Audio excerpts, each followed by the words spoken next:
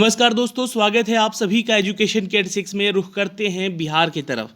बिहार में चर्चा हो रही है नौकरियों को लेकर, बिहार में चर्चा हो रही है अगली बहालियों को लेकर। तो सबसे पहले इस वीडियो के माध्यम से हम आपको क्लियर कर देना चाहते हैं बिहार दरोगा की परीक्षा को लेकर। बिहार दरोगा परीक्षा को लेकर बहुत सारे छात्र पूछ रहे थे कि एग्ज़ाम कब होगा। कल भी वीडियो बना रहे थे जब उनका कि सिलेक्शन लिस्ट जारी किया गया था, तो न्यूज़ अपडेट आ रहा है कि आपके अगस्त महीने में इसका एग्ज़ाम हो सकता है, लेकिन डेट फाइनल नहीं किया जा रहा है। अगस्त में आ सकता है, लेकिन प्रक्रिया बहुत स्लो है। अभी भी आयोग में 50% ही लोग काम करने जा रहे हैं, तो मुझे नहीं लगता है कि ये अगस्त में आपकी सारी चीज़ें सामान्य हो पाएंगी और ये एग्ज़ाम ले पाएंगे। ये मामला सितंबर तक जाने की संभावना है, लेकिन ऑफिशियल अपडेट जब भी आएगा हम आप तक साझा करेंगे। सबसे पहले दोस्तों, बिहार एसएससी में भी यहाँ पे वैकेंसी आने वाली है, सीजीएल 3 को लेकर और सीएचएसएल 2 को लेकर। सीजीएल 3 में 1905 पदों की वैकेंसी है और वहीं सीएचएसएल के लिए भी यहाँ पे लगभग 2 से 3 हज़ार की वैकेंसी बताई जा रही है। लेकिन मामला यहाँ पे फंस रहा है क्या, तो पुरानी वैकेंसी को लेकर कि अभी तक यहाँ पर प्राथमिक जो इंटर स्तरीय एग्ज़ाम हुआ है उसका रिजल्ट नहीं घोषित किया गया है, फाइनल ज्वाइनिंग नहीं दिया गया है। बहुत सारे छात्रों का भी फिजिकल बाकी है, टाइपिंग बाकी है, और सिर्फ नोटिस निकाल के दे दिया जा रहा है यहाँ से कि आपका इस दिन होगा और उस दिन होगा, ये डेट नहीं बताया जा रहा है यहाँ से। तो पुरानी वैकेंसीज़ के मामलों में फंसा है अभी भी बिहार एसएससी आयोग। बीपीएसएससी की बात कर ले तो अभी सारी प्रक्रियाएं पुरानी वैकेंसीज़ की ख़त्म कर चुका है, अब नई बहाली की प्रक्रिया में लग चुका है और अगस्त या सितंबर में आपकी 22 और 13 पदों की बहाली की प्रक्रिया हो सकती है। लेकिन अब यहाँ पे आते हैं सबसे इम्पॉर्टेंट और शिक्षक भर्ती के ऊपर बात करते हैं। बिहार में शिक्षक बनने का सपना देख रहे हैं उन सभी अभ्यर्थियों के लिए बता दें कि एसटीईटी 2019 का एग्ज़ाम विवादों में है और वायरल भी हो रहा है। वायरल क्या हो रहा है, तो एक छात्र का जो मेरिट लिस्ट दिया गया है उस मेरिट लिस्ट पे एक साउथ इंडियन फिल्म की एक्ट्रेस अनुपमा का यहाँ पर फ़ोटो चिपकाया गया है। तो ये मामला कितना संगीन है आप समझ सकते हैं। सनी लियोनी के बारे में भी एक बार जूनियर इंजीनियर के पदों के लिए वैकेंसी निकाली गई थी, उस समय भी ऐसा किया गया। तो इस पर हमारे तो जो विपक्षी दल के नेता हैं तेजस्वी यादव यहाँ पे कहते हैं कि ये सरकार सिर्फ और सिर्फ ढकोसला कर रही है छात्रों के साथ, कोई नौकरी नहीं मिलने वाली है, ये बात ध्यान रखिएगा। और यहाँ पर सिर्फ और सिर्फ इनको बरगलाया जा रहा है, रखा जा रहा है कि आपको मिलेगी नौकरी, मिलेगी नौकरी, मिलेगी, और नौकरी के नाम पर सिर्फ और सिर्फ ये देख रहे हैं कैसी चीज़ें हो रही हैं। अगर उस छात्र का फ़ोटो नहीं था वहाँ पे, तो अब वहाँ पे फ़ोटो आया कैसे? अगर वो नहीं भी डाला था, अगर वो डाला है, उसकी बदमाशी कर रहा है, तो उस पर कार्रवाई क्यों नहीं? या फिर अगर वो फ़ोटो किसी और ने चिपकाया वहाँ पे उसकी जगह पे, तो उसको सज़ा मिलनी चाहिए, क्योंकि ये मजाक हो रहा है यहाँ पे आयोग के साथ, सरकार के साथ और राज्य के साथ भी। तो 7वें फेज के एग्ज़ाम में यहाँ पर जो मामला आया है, अब क्या मामला आया है कि बोला जा रहा है कि 40,000 नौकरियाँ मिलने जा रही हैं। 40,000 नौकरियों का लालच दिया जा रहा है। तेजस्वी यादव ने यहाँ बोला भी है कि सिर्फ और सिर्फ ये लालच है।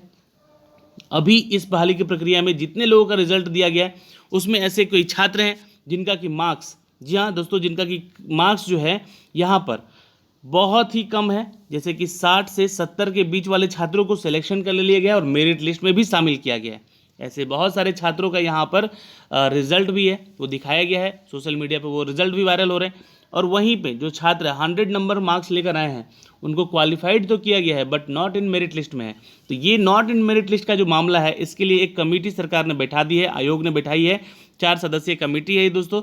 और इस कमेटी को जल्द ही यहाँ पर जो हमारे शिक्षा मंत्री हैं विजय कुमार चौधरी जी को सौंपने की बात कही गई है, और मंगलवार तक ये सारी चीज़ें अपडेट हो जानी चाहिए, क्लियर हो जानी चाहिए यहाँ पे, ऐसा कहा गया है हमारे सरकार के जरिए।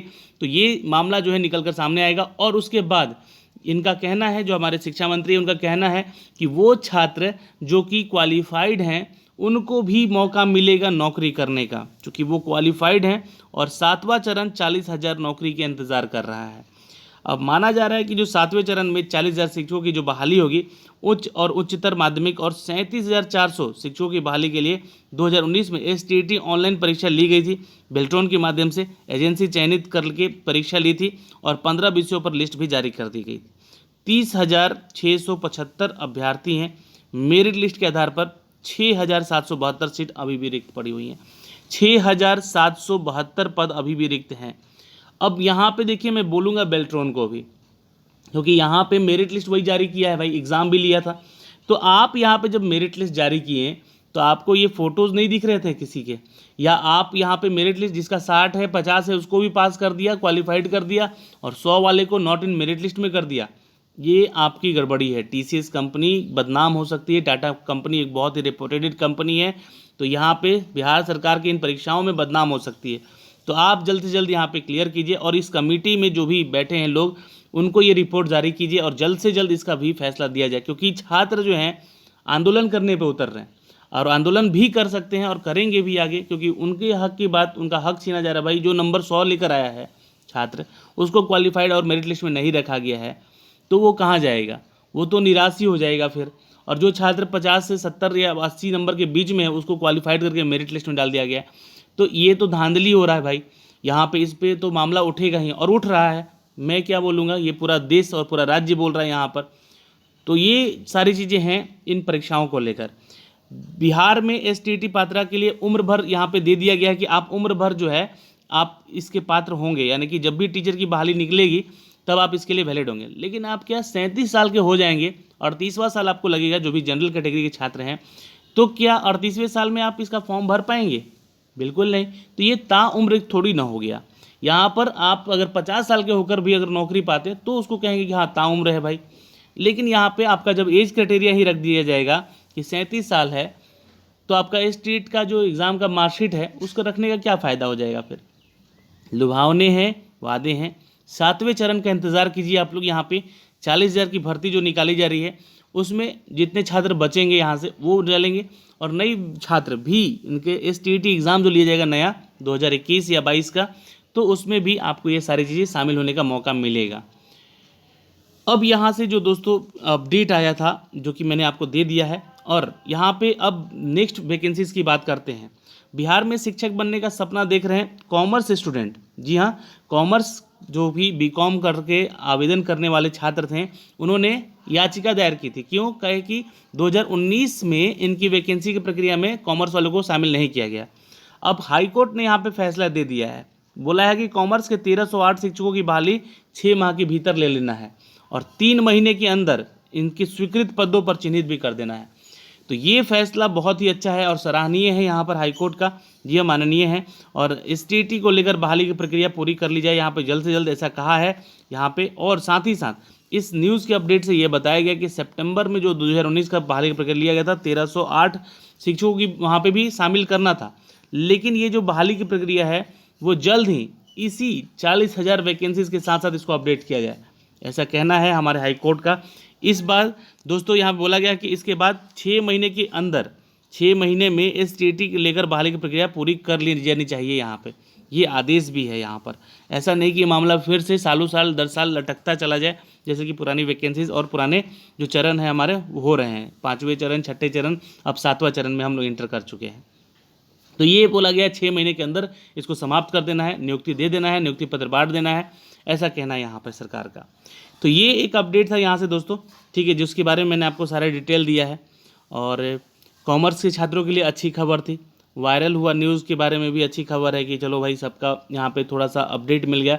फॉर्म भरते समय थोड़ा सा आप लोग ध्यान दे दिया कीजिए, और जो छात्र यहाँ पे ऐसा उनके साथ अगर किया जा रहा है तो कंप्लेन कीजिए कि आपके साथ ऐसा मजाक किया गया है। आयोग के ऊपर कंप्लेन कर सकते हैं बिल्कुल।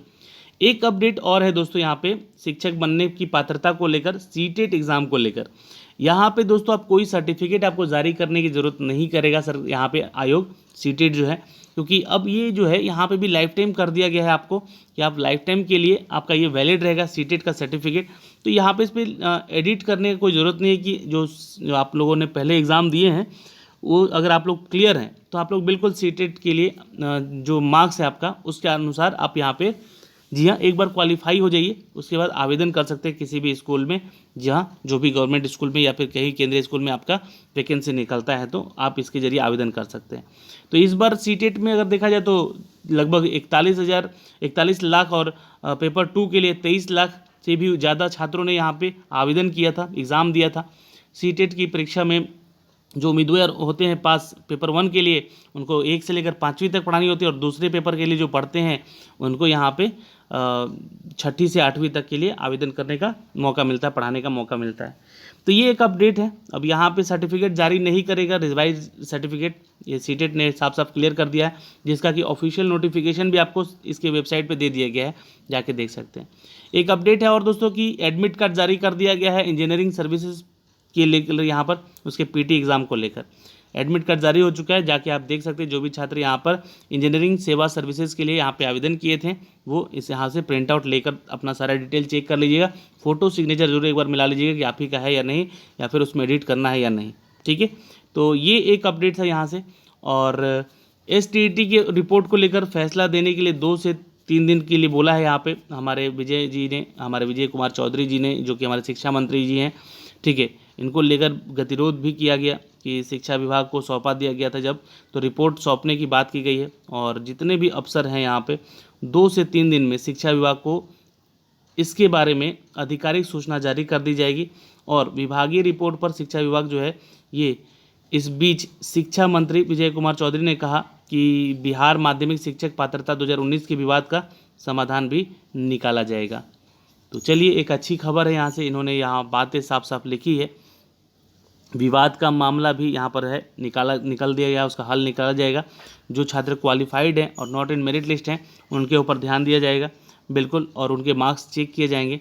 और उम्र सीमा के दायरे में अगर रखा गया आपको, तो यहाँ पे आपको भी सिलेक्शन लिया जाएगा और यहाँ पे सेलेक्ट किया जाएगा आप लोगों को। तो ये सारे मामले हैं दोस्तों जो कि मैंने इस वीडियो के माध्यम से आपको बताए हैं, और ये सारी डिटेल है। बिहार में एक और परीक्षा होने वाली है बीएड एग्ज़ाम को लेकर, जिसके बारे में आपको मैंने यहाँ पे बताना है। देखिए, 11 को जो परीक्षा होने वाली है उसकी तैयारी हो चुकी है, और 2 दिनों में आपको यहाँ पे एडमिट कार्ड जारी कर दिया जाएगा। तो जो भी छात्र बिहार बीएड का एग्ज़ाम देने वाले हैं उनके लिए अच्छी खबर है। जी हाँ, शिक्षक बनने के लिए एक पात्रता का एग्ज़ाम देना होता है और इसका सर्टिफिकेट आपको लेना होता है। तो अगर आप लोग अभी देखें तो कोरोना का संक्रमण जो है यहाँ पे ख़त्म होता हुआ नज़र आ रहा है। अनलॉक 3 से 4 की तरफ बढ़ चुके हैं हम लोग बिहार में, लेकिन यहाँ पे परीक्षाओं को लेकर अभी हर जगह चीज़ें ओपन नहीं हो रही हैं। तो यहाँ पे पहला एग्ज़ाम होगा जो कि बिहार बीएड का एग्ज़ाम है, जिसको कि यहाँ पे अनुमति मिलेगी या नहीं मिलेगी 2 दिन के बाद आपको क्लियर हो जाएगा कि इसका एग्ज़ाम लिया जाए या नहीं लिया जाए। पर एडमिट कार्ड ज़रूर जारी कर दिया जाएगा 2 दिन में। और कब से एग्ज़ाम होगा, तो यहाँ 11 को एग्ज़ाम होगा अगर ये एडमिट कार्ड जारी होता है तो ये सारी चीज़ें हैं दोस्तों आज के इस न्यूज़ के अपडेट से, जो कि हमने आपको बतानी थी। और आपको ये वीडियो पसंद आई होगी तो एक लाइक और शेयर कर दीजिएगा। ऐसे ही पल पल की अपडेट हम आप तक पहुँचाते रहेंगे अपने चैनल के माध्यम से। धन्यवाद।